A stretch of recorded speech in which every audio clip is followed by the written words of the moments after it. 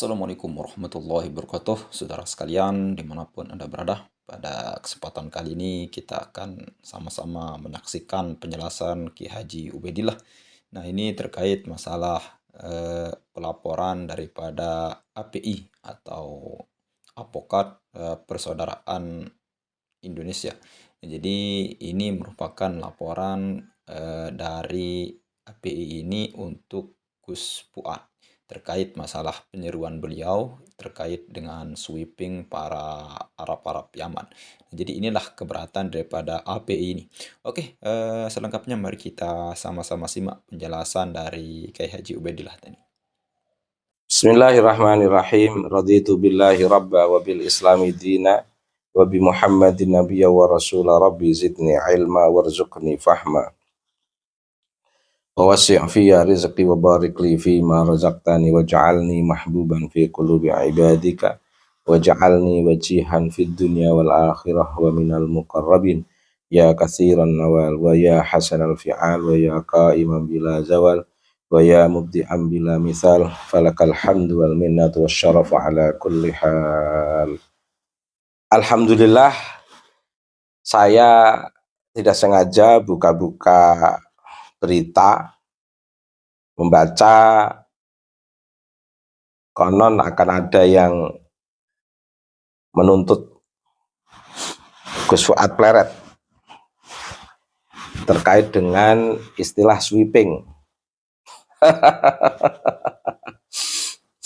Good. Good. Berarti semakin menarik sekali. Semakin menarik. Ada saja cara Allah untuk semakin menguatkan gerakan diskursus nasab. Apa maksudnya semakin menarik? Nggak perlu saya sampaikan. Kita lihat aja perjalanannya. Tapi yang jelas hanya sebuah ungkapan untuk menjadi perenungan pendek saja sebagai bentuk sayang saya kepada habaib. Oh, masih sayang karena kita tidak pernah menciptakan kebencian. Kita tidak ingin mengajak orang untuk membenci, tapi kita hanya ingin meluruskan sejarah, realitas sejarah, termasuk membenci habaib dengan berbagai latar belakangnya, termasuk kategori apalagi yang berilmu. Tidak. Sungguh kita nggak punya perasaan ingin mengajak masyarakat untuk membenci habaib, tidak. Kita hanya ingin mengklirkan. Dan itu kan persoalan biasa. Masalah nasab kan masalah yang sangat sederhana. Masyarakat Jawa itu biasa, mbahnya nggak dikenal itu udah biasa. Nggak menjadi sesuatu yang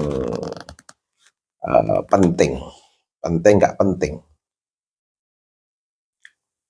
penting. Jadi membatalkan nasab habaib yang tersambung ke Nabi itu bukan persoalan yang bisa disimpulkan sebagai dasar untuk membangun kebencian, tidak. Biasa. Tetapi terkait dengan istilah sweeping, nanti akan ada banyak hal yang dalam analisis saya ketika Habib nggak hati-hati, para Habib nggak hati-hati, lebih-lebih para advokat yang akan mendampingi ini, itu malah membuat malu para habaib. Ini sebagai bentuk sayang saya dengan habaib. Monggo kalau mau diteruskan, kalau dilanjutkan. Tapi yang jelas para advokat itu saya belum pernah lihat keberhasilan para advokat mendampingi Habib Rizik untuk bebas dari keputusan hakim yang menjerat sebagai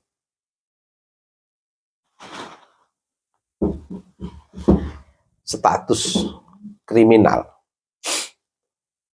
termasuk baik yang dilakukan oleh para advokat untuk pendampingan terhadap kasus Habib Rizik maupun Habib Bahar, maupun kasus-kasus yang lain. Saya belum pernah melihat para pendamping ini menang. Hanya ramai di proses, tapi berujung dengan kekalahan, dan itu berulang-ulang.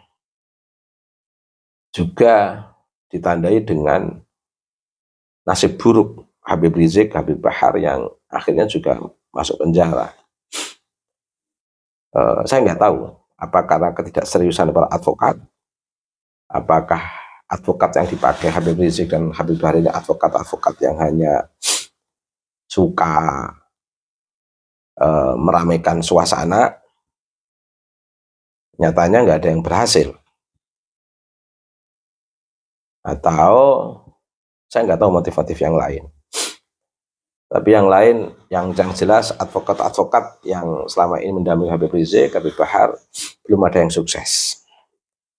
Nah, apalagi dalam kasus yang menurut saya sudah sangat suhra wal istifadhah. Diskursus nasab, posisi, peran, dan data-data yang ada di Kiai Imaduddin Osman, di Dr. Sugeng, dan kajian filologi maupun kajian sosiologi yang sering saya sampaikan tentang hegemoni dan relasi kuasa yang tidak seimbang, itu sudah sangat surah wal istifadhah. Mau apa lagi? HPM menggugat. Nah, dari dasar ini saya kira HPM akan merenung apakah ada hubungannya dengan gugatan Habib Rizik atau tim advokat dari Habaib terkait dengan sweeping. Apakah ada pengaruhnya? Oh, pengaruh sekali, ada hubungannya. Kekuatan data teman-teman yang membatalkan nasab Habaib tidak bersambung kepada Nabi Muhammad SAW, itu akan menjadi titik dasar yang tidak bisa dipatahkan dengan strategi-strategi yang lain, termasuk strategi balik menuntut istilah sweeping yang dikeluarkan oleh Kiai Haji Fuad Pleret atau Gus Fuad Pleret. Monggo, ini menarik sekali, ini menarik. Tapi sebagai rasa sayang saya, nggak usahlah ke pengadilan, biar kita targetnya sama-sama mengedukasi masyarakat. Habaib ingin mengedukasi muhibbin dengan caranya, kita ingin mengedukasi masyarakat dengan cara kita dan perspektif kita. Nanti siapa yang memiliki perspektif kuat di hati masyarakat, nanti sejarah yang akan membacakan. Jadi diskursus ini biarlah berlangsung secara dialektik. Habaib, monggo bikin doktrin-doktrin yang sekuat-kuatnya untuk mendoktrin para muhibbin, baik muhibbin yang awam maupun muhibbin yang alim. Monggo. Dan kita, Kiai Imad, kita semua dari gerakan pencerahan dan pembebasan ini juga akan mengedukasi masyarakat dan tidak berbicara dengan hukum. Biar hukum punya kawasan sendiri. Kawasan kita adalah kawasan-kawasan edukasi, kawasan pendidikan, kawasan pendampingan, kawasan pencerahan, kawasan pembebasan, kawasan keilmuan, kawasan habaib, kawasan doktrinasi, kawasan otoritas, kawasan hegemoni, kawasan relasi kuasa. Kalau memang itu bertahan di tengah masyarakat kita di Indonesia ini, monggo tanamkan itu. Kita juga akan menanam pencerahan di tengah masyarakat. Nanti kekuatan persepsi masyarakat itu pada titik pencerahan yang dilakukan oleh Kiai Imad dan kita semuanya, atau yang kuat di tengah masyarakat itu adalah langkah-langkah hegemonik, langkah-langkah yang penuh dengan doktrinasi dan halusinasi yang dilakukan oleh para habaib. Monggo silahkan. Kita sekarang diskursus wacana betul ini, ruang-ruang dialektika yang luar biasa ini. Nah, kita inginnya di sini, di masyarakat, mengedukasi masyarakat dengan perspektif masing-masing. Habaib mengedukasi masyarakat dengan perspektif doktrinasi, kita mengedukasi masyarakat dalam perspektif pembebasan pencerahan. Nanti sejarah yang akan membacakan bagaimana hasil evaluasi sejarah dalam ruang publik, persepsi ruang publik ini. Nah, makanya saya sarankan untuk tidak main hukum. Kalau main hukum kurang asik, karena ini saya bocorkan. Justru kasihan dari advokat dari Habaib. Karena setahu saya belum pernah ada yang berhasil membela Habib Rizik untuk bebas dari jeratan hukum. Belum pernah ada yang berhasil membela Habib Bahar bebas dari jeratan hukum. Dan saya lihat advokat-advokat dari Habaib gak jauh dari mereka yang selama ini telah dipakai Habib Rizik. Karena memang kekuatan Habaib, kekuatan Robitoh itu di FPI, jujur saja. Kekuatan Robitoh di FPI, kekuatan Habaib di FPI. Sehingga memang satu sisi kita kasihan banyak Habaib yang soleh, tapi akhirnya mereka juga bergantung kepada gerakan FPI. Dan advokat yang dipakai FPI untuk kasus satu kata sweeping itu advokat-advokat yang saya kira nggak jauh dari selama ini mereka lakukan dalam memberikan pendampingan terhadap kasus hukum FPI. Sehingga advokat dari Habaib ini nggak jauh dari mereka yang selama ini mendampingi FPI dalam kasus hukum. Dan semuanya tidak ada yang berhasil, semuanya gagal. Semuanya ujung-ujungnya juga mengantarkan perjalanan yang hanya dalam awal persidangan, yang untuk seterusnya Habib Rizik akhirnya berjalan sendiri memasuki tahanan, Habib Bahar berjalan sendiri masuki tahanan, dikawal oleh para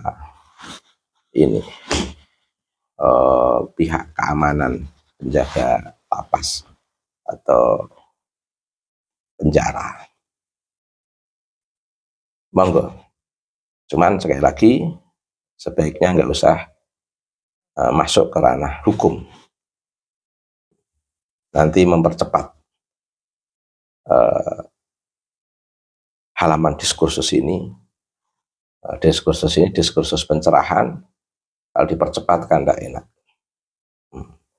Karena kalau dipercepat, ya akhirnya masyarakat lebih kurang alamiah memahami sejarah kenasaban Habaib.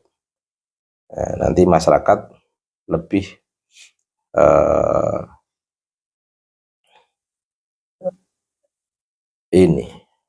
seperti terdesak oleh fenomena hukum nanti.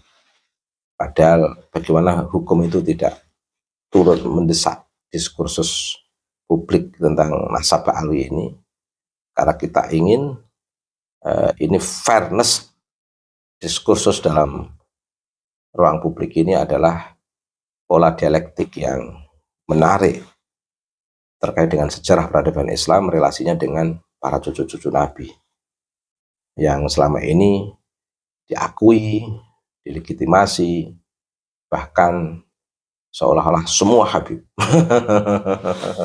Ahlu Bait Nabi Habib, Ahlu Muhammad Habib, Zuriyatu Muhammad Habib, Itrah Habib, semuanya Habib, semuanya keren. Dan ini sejarah baru untuk mencairkan gunung es Habib. Sekarang mulai mencair, seret begitu. Terima kasih. Wallahul muwaffiq ila aqwamit thoriq. Wassalamualaikum warahmatullahi wabarakatuh. Oke, saudara sekalian, panjang dan lebar baru saja kita saksikan penjelasan yang sangat ringkas, padat maupun jelas ya. Nah, jadi ada beberapa hal yang luar biasa sekali yang Ki Haji Ubedillah tadi sampaikan. Ini merupakan bisa kita bilang nasihat lah untuk saudara-saudara kita, baik dari pihak Ba'alawi maupun dari pihak yang lainnya. Nah, ini terkait masalah pelaporan dari advokatnya ini. Nah, jadi kalau yang kita rujuk apa yang disampaikan oleh Kiai Haji Ubaidillah tadi, sebenarnya ketika Gus Puat ini dilaporkan, ini merupakan sebagai eh, bisa kita bilang memalukan diri mereka sendiri lah. Kenapa? Karena kata Gus Ubaidillah tadi, ketika Habib Rizik maupun Habib Bahar ini apa ya, terkena kasus ataupun di dalam pengadilan itu, belum pernah kita lihat mereka-mereka ini menang di dalam pengadilan atau Mahkamah Konstitusi.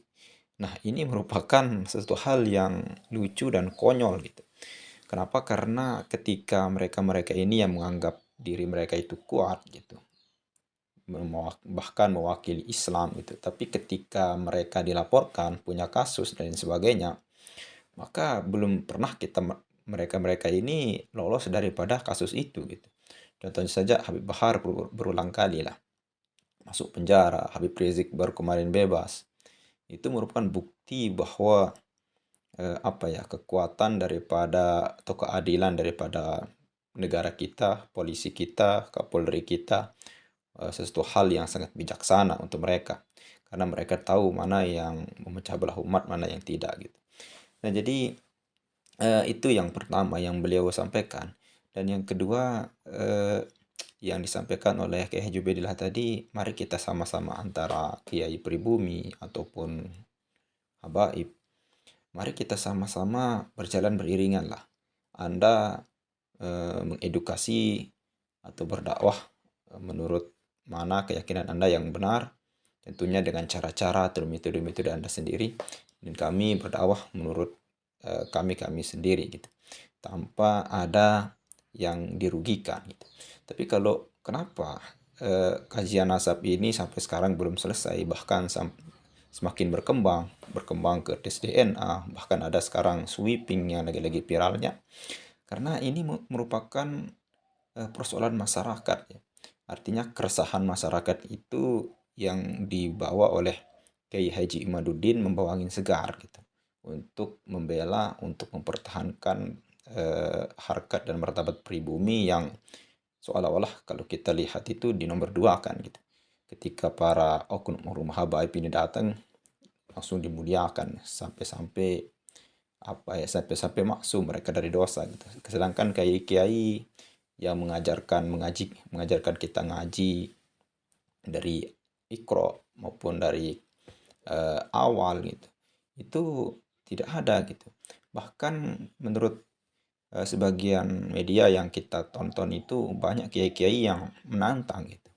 Beranikah para oknum-oknum habaib ini untuk eh, terjun ke kampung-kampung untuk mengajar anak-anak kita mengaji dengan cara sukarela gitu, sebagaimana yang dilakukan oleh kiai-kiai pribumi Nusantara ini. Tapi sekarang belum kita tahu gitu di media-media. Mungkin kalau yang tidak diliput media ada mungkin. Tapi kalau yang diliput media itu tidak ada gitu. Ini sudah menjadi fenomena yang menjadi apa ya, rahasia umum di masyarakat kita lah.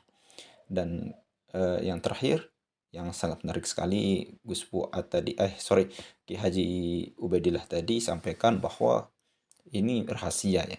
Jadi salah satu kekuatan daripada Habaib dan Robitoh Alawiyah ini di FPI ini, organisasi yang memang didirikan oleh Habib Rizik Syihab dan luar biasa sekali lah.